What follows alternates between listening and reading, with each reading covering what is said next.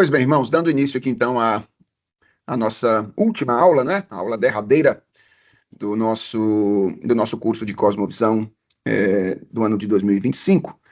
Agora conversando um pouco com vocês a respeito do último polo, né, da Cosmovisão cristã, que é o polo criação ou redenção. O título da nossa aula é a visão cristã de solução, que é aquilo que nós chamamos em geral de redenção. Eu comecei a aula anterior dizendo que, embora o cristão tenha apreço pela realidade e reconheça o valor que a realidade tem, o cristão não é um otimista ingênuo, certo? Nós sabemos que, embora a realidade tenha sido criada por Deus, a realidade não se encontra hoje no seu estado original, mas no seu estado decaído. Pois eu vou começar essa aula agora dizendo que, semelhantemente, embora o cristão, mais do que qualquer outra pessoa, tenha consciência da extensão e da gravidade das distorções que a realidade está submetida no momento atual, então o cristianismo reconhece a gravidade do estado no qual a realidade se encontra, ele não é um pessimista radical, certo? Vejam só, irmãos, olha como cada aspecto, cada polo da cosmovisão cristã precisa ser mantido em conjunto um com o outro para nos dar essa visão equilibrada. Se você enfatiza muito a criação e se esquece da queda, a tendência é você se tornar um otimista ingênuo, certo? Você ouve as verdades sobre criação, você imagina que vive naquele mundo e você vai dar com os burros na água, porque esse não é o mundo no qual a gente vive hoje. Então, se você considera criação e esquece de queda, você se torna um otimista ingênuo. Se você considera criação e queda, mas não se lembra de redenção, você se torna um pessimista radical. E aí, o resultado é que a fé, ela acaba desembocando em cinismo, ela acaba se desembocando em ressentimento, né? Porque nós vivemos em um mundo quebrado pela presença do pecado. É o último polo, redenção, que equilibra isso e nos enche de esperança, né? Então, a cosmovisão cristã, ela termina em esperança exatamente por causa dessa ideia de redenção. Assim como eu disse na última aula, posso dizer agora também, a ideia de redenção não é estranha às cosmovisões, certo? Muito pelo contrário, eu diria que a maioria das cosmovisões acredita não apenas que a realidade pode experimentar uma transformação, mas que isso de fato haverá de acontecer. Essa esperança, essa expectativa de redenção parece ser uma expectativa humana típica. E eu gosto muito de arte popular, né? Música popular brasileira, etc. Eu acho que é muito fácil perceber isso na música popular brasileira. Então, eu me lembro, por exemplo, de uma música do pop rock nacional dos anos 80, que foi escrita pelo Lulu Santos, e a música se chamava A Cura, né? A Cura. E ele dizia, e se virá, será quando menos se esperar, da onde ninguém imagina, demolirá toda certeza vã, não sobrará pedra sobre pedra.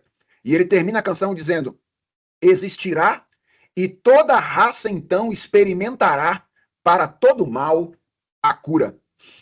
Mais recentemente, nos anos 2000, a juventude foi embalada pela banda mineira J Quest. Eu não sei quantos de vocês se lembram da canção Dias Melhores, né? Vivemos esperando dias melhores, dias de paz, dias a mais, dias que não deixaremos para trás. Vivemos esperando o dia em que seremos melhores, melhores no amor, melhores na dor, melhores em tudo. Vivemos esperando o dia em que seremos para sempre. Esse anseio pela eternidade, né? Dias melhores para sempre. Essa expectativa que é cantada aí em verso e prosa pela música brasileira e pela música de um modo geral, ela é expressa em forma teórica em sistemas de pensamento, não é? Que são expressões mais detalhadas de uma cosmovisão. Então, as teorias, além de confirmar que cosmovisões têm uma proposta de redenção, elas mostram que essa proposta está sempre relacionada ao que a cosmovisão em questão sustenta sobre os dois pontos anteriores. Eu estou, de novo, voltando ao princípio da coerência interna. Lembra? Aquilo que uma cosmovisão diz sobre origem vai determinar o que ele diz sobre distorções e determinar o que ele diz sobre solução também. Então, é sempre assim. o que uma cosmovisão diz sobre a redenção, ela depende do que ela diz sobre queda e do que ela diz sobre criação. Então, vamos pensar de novo naquelas que eu tenho usado como exemplo aqui com vocês, que são positivismo e marxismo, né? Então, pensa lá no positivismo. Agora você tem uma visão completa da cosmovisão. Sustentando que a realidade possui uma natureza fundamentalmente racional e que a nossa experiência da realidade está aquém do que poderia ser, porque nós estamos em um estágio inferior de desenvolvimento racional em relação àquele exigido para a perfectibilidade, o que o positivismo vai sustentar? Que conhecimento e controle científico são o instrumento de redenção. Então, como é que você vai restaurar a realidade? Quando é que a humanidade se tornará aquilo que nós sonhamos que ela se tornará um dia? Quando o ser humano desenvolver técnica e conhecimento científico para dominar a realidade e alcançar, então, a sua perfectibilidade. No caso do materialismo histórico, no marxismo, bem, ele sustenta que a realidade é fundamentalmente material, então o homem se torna humano quando começa a produzir. Os problemas humanos têm a ver com a opressão de um sistema produtivo, que é a causa dessas disfunções.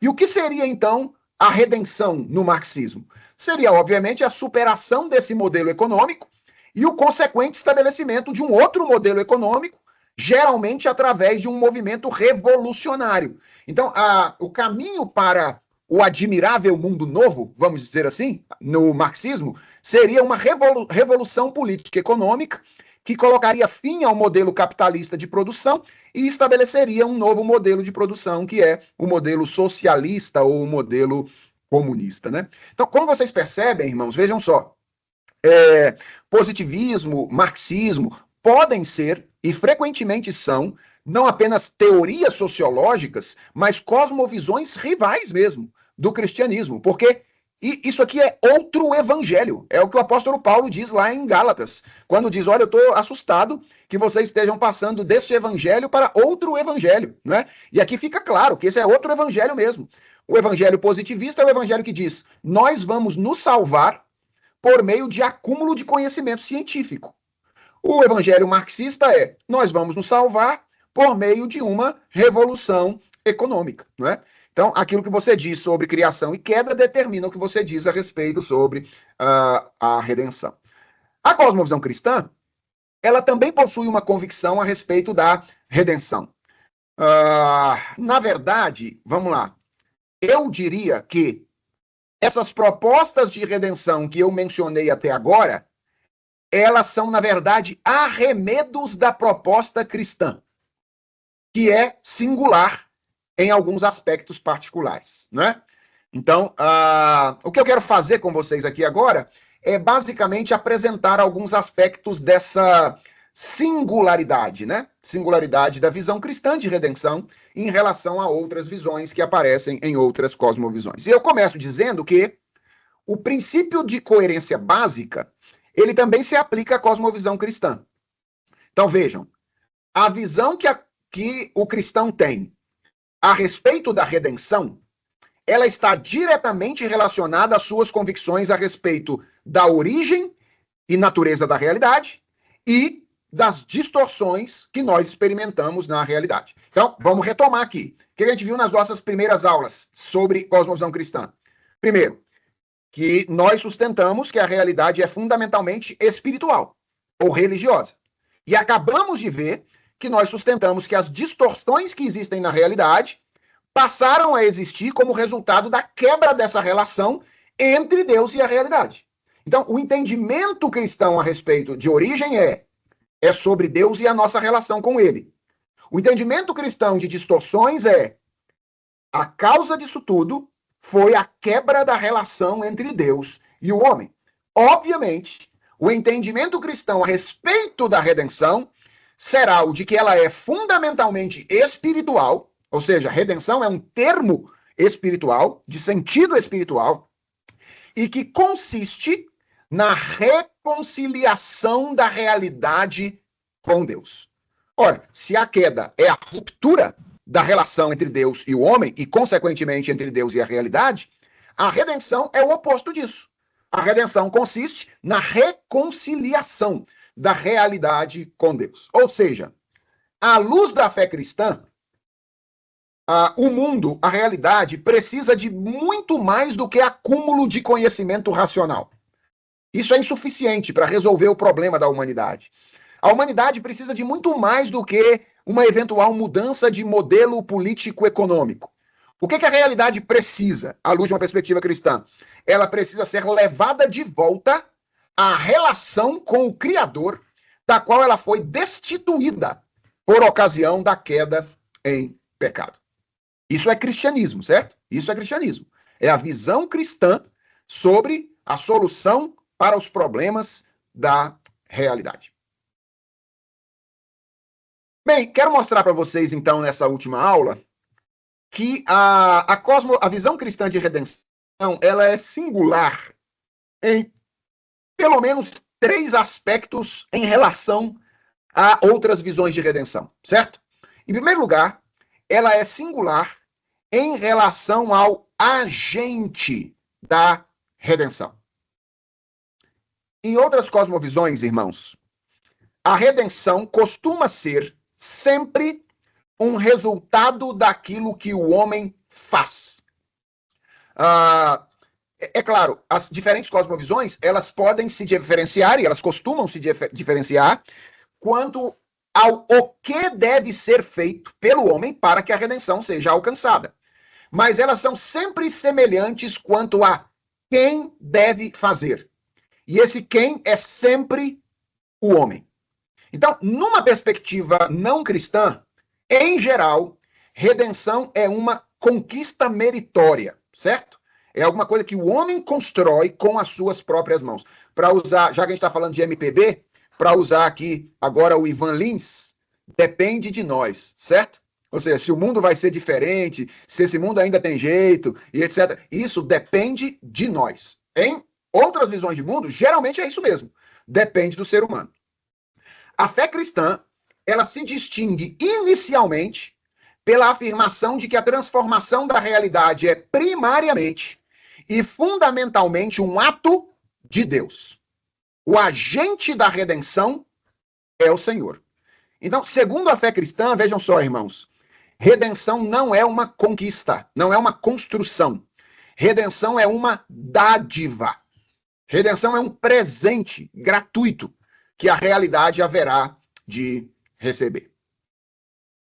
Bem, deixe-me esclarecer um aspecto importante aqui. Obviamente, isso não significa que o homem não seja participante ativo da redenção, certo? Não significa que ele não seja um participante ativo. Aqui, as diferentes tradições cristãs, elas vão divergir quanto ao modo e à extensão da participação do ser humano. Mas todas elas sustentam que nós somos participantes ativos da transformação da realidade. Todas elas. Aí você diz, até o calvinismo, professor? Claro, até o calvinismo. O calvinismo não acredita que o homem seja ativo na sua regeneração. Mas ele acredita que o homem é ativo na sua santificação. Ele acredita que o homem é ativo como proclamador da mensagem do evangelho. Então, é óbvio que o calvinismo, ele não é uma doutrina que ignora a participação ativa do homem no processo de redenção. Ele apenas diz que o primeiro ato nesse processo e o ato fundamental, o princípio da redenção, o ato que torna possível as nossas ações, não apenas temporalmente, mas em termos de capacidade mesmo, é a ação divina, não é? É o ato do próprio Senhor. Então, diferentes tradições cristãs, elas divergem aí quanto ao modo e à extensão da participação, a participação do homem. Mas ao contrário do que acontece nas outras propostas, na proposta cristã, especialmente na proposta reformada, a participação humana acontece por graça, certo? Ela acontece como um resultado da livre deliberação divina, e não por ser condicional ou condição essencial e necessária para tanto. Então, no cristianismo, esse é o ponto que eu quero enfatizar, a decisão de redimir é de Deus E o projeto de redenção que foi elaborado por Deus é executado também por ele.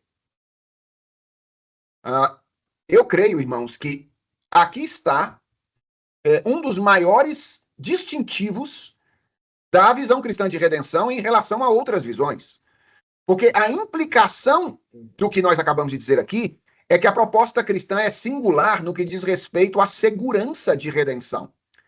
Honestamente, eu sempre estranho quando eu ouço essas músicas que eu mencionei aqui agora, e as pessoas, e quando eu ouço as pessoas falarem com tanta naturalidade sobre a transformação da realidade, expressando quase que certeza de que isso acontecerá. Não é? A música do Lulu Santos, por exemplo, é quase uma profecia a respeito daquilo que haverá de acontecer. Quando essa expectativa está fundamentada nas ações humanas. Eu sempre acho isso estranho. Por quê? Porque ao longo da história, a humanidade já deu demonstrações suficientes da sua ambiguidade e da sua completa incompetência para promover a redenção da realidade. Todas as tentativas humanas de resolver o problema definitivamente até aqui, todas elas não demoraram a fracassar. Então, eu acho que uma das singularidades da visão de mundo cristã no que diz respeito à redenção, e que é um apelo muito significativo para as pessoas do nosso tempo, é o fato de que nós não esperamos uma redenção que é construída de baixo para cima. Nós esperamos uma redenção que desce, né? De cima para baixo. E é muito interessante perceber como é que isso está presente em toda a Escritura, né? Em toda a Escritura. Essa tensão entre o esforço por construir de baixo para cima a redenção. Então você vê isso no livro de Gênesis, na Torre de Babel. Você vê isso depois na própria vida de Jacó, ele tentando conquistar o favor divino. E aí como é que Deus vai invertendo isso, né, ao longo do tempo? Deus mostra a Jacó uma escada, tudo indica um zigurate, como era a própria Torre de Babel. Só que nessa escada não é Jacó que anda por ela, é o próprio Deus que desce nessa escada e vem ter com ele, né? Isso é o autor do livro de Gênesis invertendo isso, né? De certa maneira, esse movimento redentivo que inicialmente é tentado pelo homem, mas é recebido da parte de Deus. Então, a visão cristã de redenção ela é singular no que diz respeito ao agente. Enquanto todas as outras apontam o homem como o agente principal, a visão cristã aponta Deus como o agente principal. Em segundo lugar, eu diria que a visão cristã de redenção é singular no que diz respeito à natureza da redenção. Vejam o que o Michael Gorim diz no Introdução à Cosmovisão Reformada a respeito disso. Ele diz assim: uma cosmovisão bíblica tem de observar 3 características da obra salvífica de Deus. Em primeiro lugar, a salvação é progressiva. A obra redentora de Deus inicia pouco depois do alvorecer da história humana e ainda não chegamos ao pôr do sol. Em segundo lugar, a salvação é restauradora. O objetivo da obra salvadora de Deus é retomar a sua criação perdida, fazendo com que ela volte a ser conforme o plano original. E em terceiro lugar, a salvação é abrangente. A totalidade da vida humana e a totalidade da criação não humana são objeto da obra restauradora de Deus. Então vejam, irmãos, aqui o Gorim diz que a respeito da natureza da redenção, não é? A respeito da natureza, tem alguns aspectos aí que nós deveríamos levar em conta. Primeiro ponto, a progressividade da redenção. Segundo ponto, a natureza restauradora da redenção. E terceiro ponto, a natureza abrangente da redenção. E eu quero aqui, de certa forma, trabalhar esses elementos em uma ordem um pouquinho diferente da ordem que foi posta aqui pelo Michael Gorim, começando pelo segundo ponto, depois caminhando para o terceiro ponto e depois vindo para o primeiro.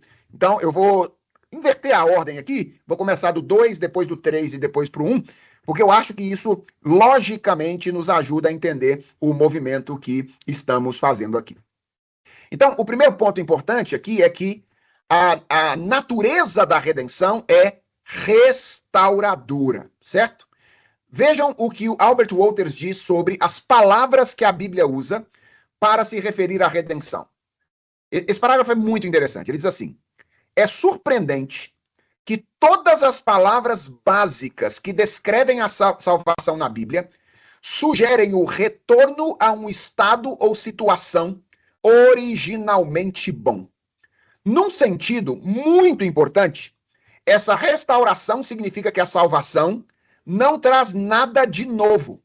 A redenção não é uma questão de acrescentar uma dimensão sobrenatural ou espiritual à vida humana. Antes, é uma questão de dar nova vida e vitalidade ao que já estava lá o tempo todo. Isso aqui é bem forte na tradição neocalvinista, a ideia de que a redenção da realidade consiste no processo por meio do qual os efeitos do pecado serão retirados da realidade para que a realidade cumpra o seu propósito ou o seu projeto original, certo? O Albert Wolters está chamando a atenção para o fato de que boa parte das palavras que a Bíblia usa para falar de redenção tem esse prefixo, né? Esse prefixo reconciliação, renovação, que tem a ver com o conduzir de volta, levar de volta a realidade para o estado original no qual Deus criou a realidade. Aí você fica perguntando, eu sei que você de cara já pergunta, pastor, o que o senhor está dizendo é que nós vamos voltar todo mundo peladão, igual Adão e Eva, para o Jardim do Éden.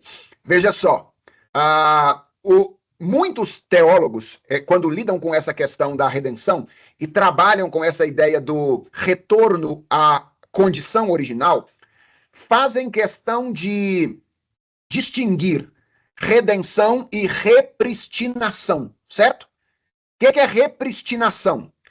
Parece-me que repristinação é um termo jurídico, então os advogados que estão entre nós aí podem me corrigir se eu estiver equivocado, mas parece que é um termo jurídico e que consiste no vigor da lei anterior quando uma lei posterior perde a sua legitimidade porque foi revogada. Ou seja, quando uma lei é revogada, uma lei que foi revogada antes, volta a vigorar após a lei que a revogou perder a sua validade. Então, isso é repristinação. Os teólogos usam esse conceito para dizer: redenção é um retorno à condição original, mas não é repristinação. Ou seja, não significa que todo progresso feito pela realidade ao longo da história será perdido. O que significa é que a condição de contaminação do pecado, no qual a realidade se desenvolveu ao longo do tempo, será tirada ou será extirpada. Eu gosto muito da maneira como o Brian Walsh e o Richard Middleton ilustram isso no livro A Visão Transformadora. Ele diz assim: podemos pensar no contraste de Paulo em 1 Coríntios 15 entre o corpo mortal atual e o corpo da ressurreição. Um contraste análogo com a diferença entre uma semente e uma planta totalmente crescida. Da mesma forma, o Jesus ressuscitado é retratado nos evangelhos como sendo capaz de atravessar paredes e talvez se materializar conforme desejar. Eu confesso que eu não sei se a exegese dele é a melhor, certo? Mas o princípio que eu quero que você pegue. No entanto, o Jesus ressuscitado ainda é reconhecidamente a mesma pessoa e até mesmo se alimenta de peixe com os seus discípulos na praia, o que sugere uma continuidade fundamental entre criação e redenção. Esse é o ponto que eu quero enfatizar com vocês. Geralmente, quando a gente pensa na redenção, a gente pensa em algo que descontinua completamente a vida da criação. À luz de uma perspectiva reformada, na verdade, Deus criou a realidade para a sua glória. O pecado é um intruso que contamina esta realidade e impede, de certa forma, que esta glória seja vista neste momento da realidade criada, mas a obra de redenção reconduzirá a realidade para o seu caminho original. Quem já leu Criação e Consumação, do Gerard van Groningen, sabe que Van Groningen não lida com a consumação como uma novidade na experiência da realidade criada. Ele lida com a consumação com o destino original da realidade criada. Deus criou a realidade em germe com a finalidade de que ela se tornasse madura a partir da atuação do homem. Obviamente, com a presença do pecado, Deus atua redentoramente para conduzir esta realidade novamente a um estado de maturidade. A ilustração que eu costumo usar para isso, para dizer que redenção é retorno, mas não é repristinação, é a seguinte. Pensa em uma criança que tem 5 anos de idade e que é contaminada por uma enfermidade. E ela assume uma enfermidade quando ela tem 5 anos de idade. Essa criança cresce e vai até os seus 35 anos com essa enfermidade quando ela é curada da enfermidade. Quando a criança é curada da enfermidade aos 35 anos, ela não volta a ser uma criança de 5, certo? Ela permanece sendo uma pessoa ou um adulto de 35 anos, mas que agora está livre dos efeitos da enfermidade com a qual ela se desenvolveu. Com a realidade criada e a redenção, é semelhante. Deus está, por meio da redenção, conduzindo a realidade de volta a seu estado original. Qual estado? O estado no qual a realidade se desenvolve para a glória de Deus. E quando isso terminar, quando a realidade ou a obra redentora for executada, essa realidade certamente expressará os traços originais da sua realidade criada, juntamente dos desenvolvimentos que foram feitos, apesar da presença do pecado no mundo no qual nós estamos inseridos. Então, esse é um ponto importante. Há uma relação muito clara na visão reformada de redenção entre redenção e criação. O que a redenção faz é conduzir-nos de volta ao projeto original de Deus quando nos criou. Num certo sentido, entenda o que eu vou dizer. A realidade, a redenção, ela não nos torna sobre-humanos, como às vezes alguns cristãos parecem imaginar. A redenção nos torna plenamente humanos, como nós fomos criados para ser. É como se a queda tivesse nos desumanizado, prejudicado a nossa humanidade, o desenvolvimento da nossa humanidade. E a redenção dá-nos a possibilidade de nos desenvolvermos outra vez como seres plena e completamente humanos. Então, esse é o primeiro ponto que o Gorin diz. Você tem que trabalhar lidando com a questão da natureza da redenção. Qual é a natureza da redenção à luz de uma perspectiva reformada? À luz de uma perspectiva neocalvinista, especialmente. A natureza da redenção é retorno, é regresso, é a recondução da realidade ao seu estado original. Uma outra coisa que o Gorin apresenta ali é a extensão abrangente da redenção. Então, vejam, a visão de mundo cristã é singular quanto à redenção no que diz respeito ao agente, é singular quanto à natureza, quando ela diz que o que Deus está fazendo é regressar, ou fazer com que a realidade regresse ao seu estado original, e ela é singular no que diz respeito à extensão da redenção. Veja o que o Walters diz sobre isso no livro que vocês leram, A Criação Restaurada. Ele diz: tocamos aqui no ponto essencial em que a cosmovisão reformada se diferencia das outras visões de mundo na tradição da ortodoxia cristã histórica. Então, agora ele está lidando com uma diferença intramuros, certo? Não é uma diferença extramuros. O que distingue uma cosmovisão reformada de uma cosmovisão católica, pentecostal e etc., é o entendimento do significado universal e radical tanto do pecado quanto da redenção. Há algo de totalitário nas reivindicações de Satanás e de Cristo.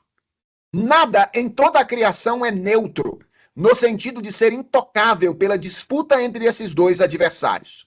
A redenção é a recuperação da bondade criacional por meio da anulação do pecado e do esforço rumo à remoção progressiva de seus efeitos em todos os lugares.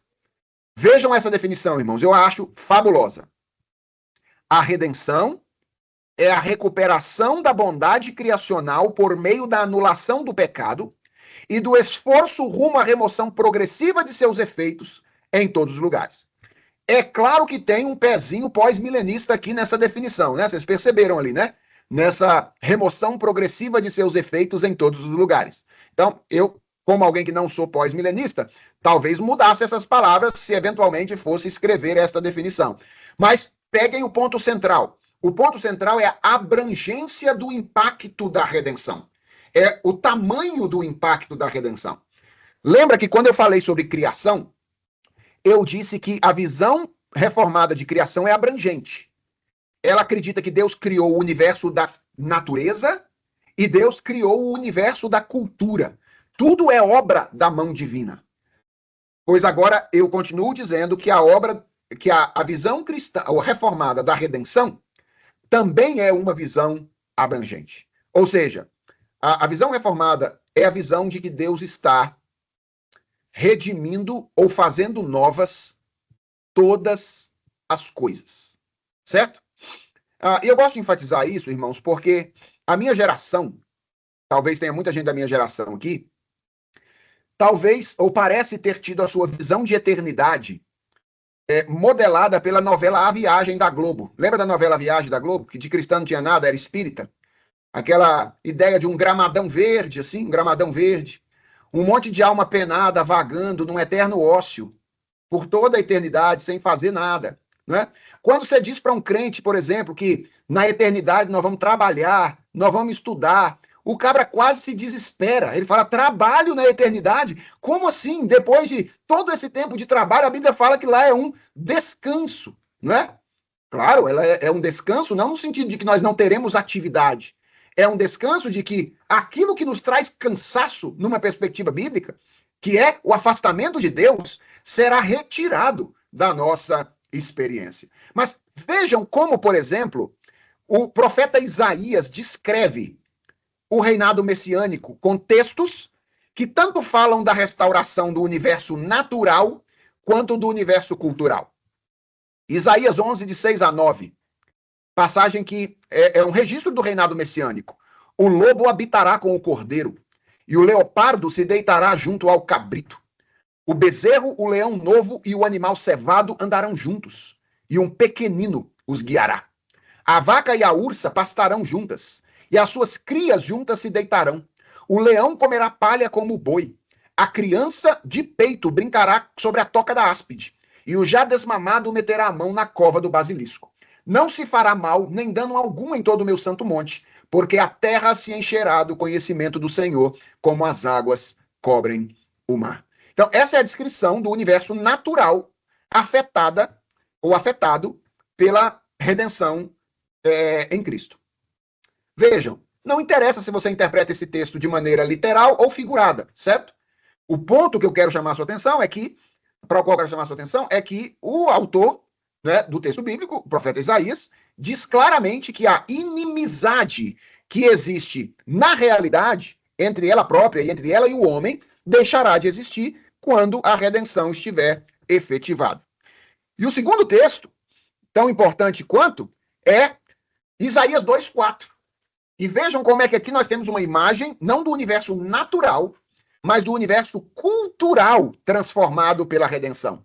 Ele julgará entre os povos e corrigirá muitas nações. Estas converterão as suas espadas em relhas de arados e as suas lanças em podadeiras. Uma nação não levantará espada contra outra nação, nem aprenderão mais a guerra. Vejam, irmãos, que texto belíssimo esse aqui. Porque a imagem aqui é a imagem das nações levando as suas armas, que são instrumentos de guerra, para derreterem essas armas e as transformarem em instrumentos de compartilhamento e cultivo, que é a ordem dada por Deus a Adão no Jardim do Éden. Guardar e cultivar o jardim. O pecado transformou esse processo de descoberta e desenvolvimento da criação em um processo de competição. O que o texto está dizendo é que a redenção retornará esse processo ao seu projeto original, em que as diferentes nações trabalharão conjuntamente para conduzir a realidade criada para o seu destino, que é a glória de Deus. Importante pensar aqui na relação entre pessoas e coisas, né? Ou entre pessoas e instituições. Então, eu mencionei isso na aula passada, menciono de novo agora. Assim como o movimento de corrupção, ele foi das pessoas para as coisas e instituições, assim também o movimento de restauração também acontece das pessoas para as instituições. Ao contrário de outras cosmovisões, a fé cristã não tem um projeto de poder, certo? Ela tem um projeto de influência que pressupõe a livre adesão das pessoas a ela, mediante a ação da palavra e do Espírito Santo. Esse é o projeto cristão por excelência. É o do fermento, que leveda a massa. É assim que o evangelho se expande, se espraia pela realidade como um todo. Então, o ponto aqui é que nós aguardamos uma redenção abrangente. Lembra de Paulo falando sobre a criação, que ela geme, aguardando o momento em que ela será tirada do cativeiro do pecado. Então, nós não aguardamos apenas, nós não ansiamos apenas, os cristãos não anseiam apenas por uma nova alma, por um novo corpo. Eles anseiam sim por uma nova, por um novo corpo, uma nova alma, né? Uma alma em um novo estado, mas eles anseiam por uma nova realidade, uma nova política, uma nova arte, uma nova sociedade, uma nova economia, um novo tudo na presença do Senhor. É curioso, né? O Tim Keller gosta muito dessa imagem. Ele diz, quando Deus cria a realidade, ele planta um jardim. Quando a redenção termina, o que desce do céu não é mais um jardim. O que desce do céu é uma cidade. Uma cidade. O processo revolucionário, não, civilizatório, é parte do processo, né? Uma cidade é que desce do céu. Sim, a cidade tem um jardim no meio, né? Está lá no meio o jardim, mas é a cidade que desce dali, apontando para essa questão da cultura como parte do processo de redenção que Deus está realizando. Por último, já que nos faltam apenas 3 minutos, o Gohem diz também que a redenção é progressiva. Eu gosto muito dessa passagenzinha dele, na qual ele diz assim, Deus poderia ter estalado os dedos e curado instantaneamente a criação, mas não o fez. Em vez disso, ele partiu em uma longa jornada de redenção, uma jornada que prossegue até os dias de hoje. Então, eu trago esse texto apenas para encerrar dizendo que, numa perspectiva cristã, o admirável mundo novo, ele tem data de nascimento e data de, por assim dizer, consumação. Ele nasce na cruz de Jesus Cristo, talvez pudéssemos dizer especialmente na tumba vazia, no primeiro domingo, domingo da ressurreição. Ali nasce o admirável mundo novo, não é? E ele se consuma, ele é estabelecido na segunda vinda de Jesus Cristo, quando a Jerusalém celeste desce dos céus. Qual é meu ponto aqui? O meu ponto é que o cristianismo não nos autoriza a esperar por um admirável mundo novo construído por nossas próprias mãos. À luz de uma perspectiva cristã, o admirável mundo novo desce dos céus ataviado como noiva para o Filho de Deus. Ele é construído por Deus e nós vivemos na esperança, na expectativa deste mundo novo, antecipando, num certo sentido, os valores desse reino antes que ele venha a se consumar. Esse é o nosso papel, não é? Como povo de Deus, anunciar a chegada desse reino, que o reino de Deus está entre nós, e demonstrar a presença do reino de Deus por meio da maneira como nós vivemos, tanto individualmente quanto coletivamente. Nesse sentido, eu diria que a igreja tem um papel fundamental como uma agência demonstrativa do reino. E ela perde uma grande oportunidade quando ela se perde na mentalidade e nos objetivos mundanos e então deixa de ser aquilo que deveria ser, que é uma demonstração no tempo de como é a vida na eternidade. Nossas igrejas deveriam ser agências do reino, lugares onde a gente poderia dizer às pessoas algo mais ou menos parecido com o seguinte. Você acha que em todos os lugares do mundo só existe um modo de existirem relacionamentos de subordinação e obediência? Você acha que só existe um modo onde as pessoas, um tipo de vida onde as pessoas experimentam a sua sexualidade, você acha que só existe um modo de vida quanto à gestão de recursos escassos, economia? Pois eu tenho um lugar para te apresentar, onde as pessoas vivem de um modo absolutamente diferente daquele em que as pessoas vivem no tempo presente. E esse lugar é a igreja. A igreja, como essa antecipação do reino, deveria não apenas proclamar, mas demonstrar o evangelho de Jesus Cristo. E é o evangelho da redenção, a verdade a respeito da qual nós acabamos de falar aqui. Pois bem, irmãos, eu sei que ficou corrido, né? Corrida essa tratativa sobre redenção, mas eu preciso terminar a nossa disciplina hoje, por isso eu acabei condensando muita coisa aqui dentro desses primeiros momentos, ou desses momentos finais. E vamos encerrar então ouvindo aqueles que levantaram a mão, começando pelo Felipe. Professor, boa tarde. Uma dúvida sobre a definição da cosmovisão neocalvinista e em que ela se difere, por exemplo, da cosmovisão reformada clássica, né? Sobre essa questão da redenção mais da perspectiva cósmica. Porque esse é um ponto que me pega, às vezes, de saber diferenciar em que nível que o neocalvinismo ele se propõe a ser uma vertente de cosmovisão cristã diferente, em algum nível, da cosmovisão reformada clássica em relação a isso. Perfeito. Eu diria, Felipe, que o movimento neocalvinista não se propõe a ser diferente no que diz respeito aos seus princípios. Ela se propõe diferente no que diz respeito às suas aplicações. Então, um neocalvinista, ele se vê produzindo a sua teologia na esteira do que Calvino produziu no século XVI. Só que em um contexto histórico-cultural mais diferenciado. Diferenciado, estou dizendo, quando há mais aspectos culturais desenvolvidos do que havia no século XVI. Então, a linguagem é diferente e talvez a nomeação da abrangência seja diferente, porque há mais aspectos abertos nesse segundo momento da história. Mas um neocalvinista não se vê, em termos de princípio, trabalhando com princípios diferentes dos princípios da tradição reformada clássica. Entendi. Tem alguns neocalvinistas que eu já ouvi, e não são expoentes nem referência, né? São pessoas que se denominam neocalvinistas. Parecem defender um pós-milenismo, em algum nível. Vários deles. E aí me parece, então, que eles fizeram uma leitura errada do neocalvinismo, nesse caso. Da ideia de você pensar numa redenção cultural para esse tempo, por exemplo. Veja só. Ou é possível que ele seja neocalvinista e pós-milenista ao mesmo tempo, sem perceber? Não, é possível e existem vários neocalvinistas que são pós-milenistas mesmo. Isso. Aí, Felipe, nós já entramos nos debates internos para saber se isso seria consistente com a tradição reformada clássica ou não, certo? Aí a gente entra nos debates internos. E aí você tem um quebra-pau enorme, né? E, inclusive, tem textos críticos do movimento neocalvinista que dizem isso aí de calvinismo não tem nada. Mas eu, obviamente, acho que eles são exagerados quanto à crítica, certo? Nicolas. Boa tarde, professor. Boa. Professor, como a gente pode lidar com a linguagem bíblica do fim do mundo, né, do juízo final e tudo mais?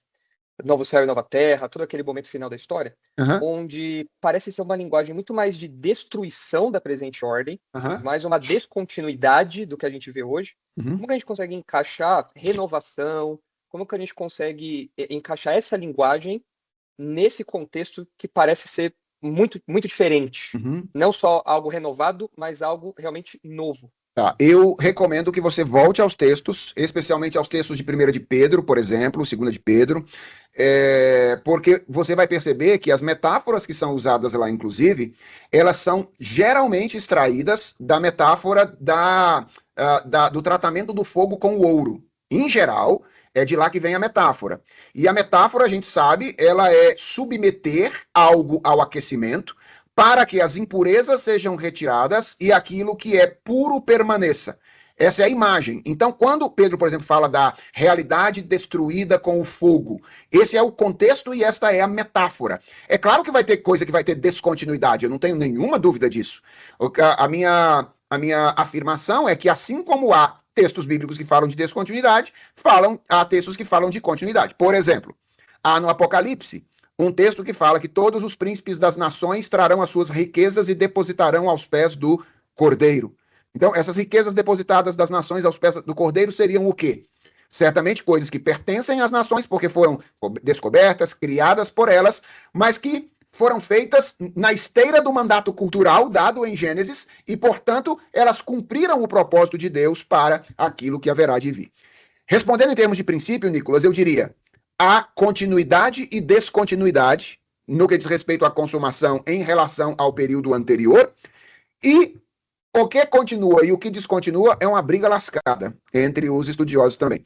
Então, se você quiser, por exemplo, ler um pouquinho do reverendo Weber, o reverendo Weber gosta muito dessa questão da continuidade, né, e descontinuidade no que diz respeito à nova criação. Então, retorne os textos lá e leia os textos com essa metáfora em mente. Eu acho que isso vai ajudar um pouco, tá bom? Obrigado. André. Professor, 2 pontos rapidinho. O primeiro é, se em algum momento essa visão da salvação ser abrangente, ela pode trazer um pouco de confusão à compreensão da expiação limitada. E, nesse mesmo ponto aí que o irmão falou, se todos os elementos que a gente observa hoje na criação, inclusive como frutos da graça comum, podem então nos dar a ideia de continuidade, né? Sem claro, a interferência do pecado. Como entender isso e não entender essa visão aí, por exemplo, como foi falado do pós-milianismo, a visão lá dos testemunhos de Jeová, que a Terra vai ser restaurada e transformada? Seriam esses 2 pontos. Vai falar rapidamente. Rapidamente. Primeiro ponto, não existe no neocalvinismo clássico nenhum tipo de proposta universalista, certo? Então, se essa é a preocupação, eu desconheço. Agora, se você me perguntar, é possível neocalvinistas contemporâneos chegarem a esse ponto de afirmação? Eu nunca vi, mas eu não duvido de nada, certo? Então, duvidar eu não duvido, mas eu nunca vi. Aquilo que eu vi sempre foi uma clara compreensão da extensão da redenção no que diz respeito aos aspectos criacionais, e não às pessoas, aos indivíduos, né, que são redimidos. Então, isso sim. A segunda pergunta tem a ver com questão de continuidade e descontinuidade. Se a gente pode observar hoje todos os elementos da criação, como frutos da graça comum e tal, como uma garantia de que esses continuarão, e pensando assim, como não cair nessa visão do pós-milênio. Eu acho que a gente só pode dizer claramente o que a Bíblia diz, certo? Então, me parece que é claro na Bíblia que há continuidade e descontinuidade. Agora, o que eu não sei. Eu acho temerário dizer o que continua e o que não continua. Agora, existem algumas coisas para mim que são muito difíceis de pensar nelas como tendo descontinuidade. Então, eu vou dar um exemplo. Uma das finalidades, a finalidade primordial da existência humana é conhecer a Deus, certo? Conhecer a Deus. O meio como nós conhecemos a Deus é conhecendo a realidade que Deus criou. O mundo é revelação de Deus. Então, nós conhecemos a realidade. Para mim é muito difícil pensar em todo o progresso científico feito pela humanidade ao longo do tempo como algo que simplesmente vai deixar de existir. Quando eu penso na eternidade, e aqui vem mais a minha imaginação mesmo, não tenho nenhuma garantia bíblica para dizer isso. O que eu penso é no ser humano. Olha só, se o ser humano conseguiu produzir o que produziu, debaixo da presença do pecado no mundo, eu fico imaginando que ele não produzirá quando isso tiver retirado da experiência dele.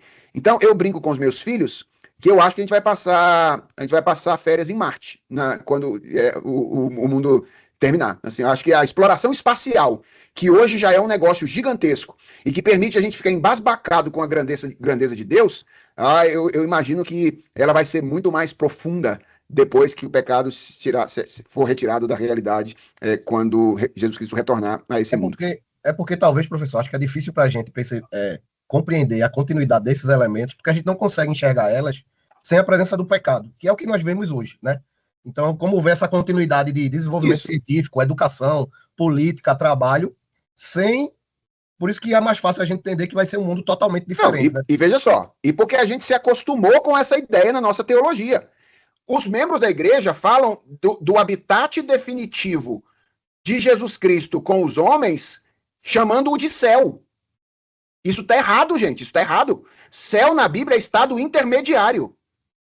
A morada definitiva de Deus com os homens é chamada na Bíblia de novos céus e nova terra. Nova terra. Então, céu é estado intermediário. No estado definitivo é esse mundo restaurado no qual nós estamos hoje sem a presença do pecado. A imagem é a cidade que desce do céu. Essa é a imagem, ela descendo do céu em direção à terra. Então, não me parece que a Bíblia entenda que Deus vai simplesmente destruir essa realidade e nós vamos para outro lugar diferente, não. Me parece que é esse universo restaurado, sem a presença do pecado. E cá para nós, se com a presença do pecado esse lugar ainda é bom do jeito que é, e Deus faz a gente experimentar coisas tão ricas como ele faz, imagina o dia que esse lugar tiver livre das influências do mal e do pecado. Imagine esse lugar criado por Deus, com todas as possibilidades, não é? Com todos os desenvolvimentos, sem a presença do mal e do pecado.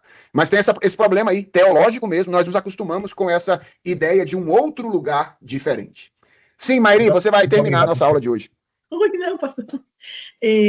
Na verdade, é uma dúvida de expressão teológica. Eu gostaria de falar corretamente. Por exemplo, que nós temos a redenção em relação à salvação. Então, é uma coisa pontual. E nós falamos em redenção em relação à santificação, um processo. O que é pontual e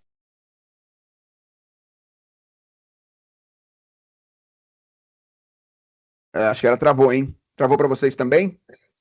Travou. Sim, reverendo. Voltou agora, Mairi, tinha travado. Ok. A minha dúvida é assim, qual que é a expressão correta do ponto de vista teológico? Porque existe a redenção no aspecto da salvação, que é uma coisa pontual. Eu estou salva. E existe a redenção no sentido de processo, no processo de santificação. O que é correto falar? Que é pontual e processo ao mesmo tempo, ou ela é um processo unicamente?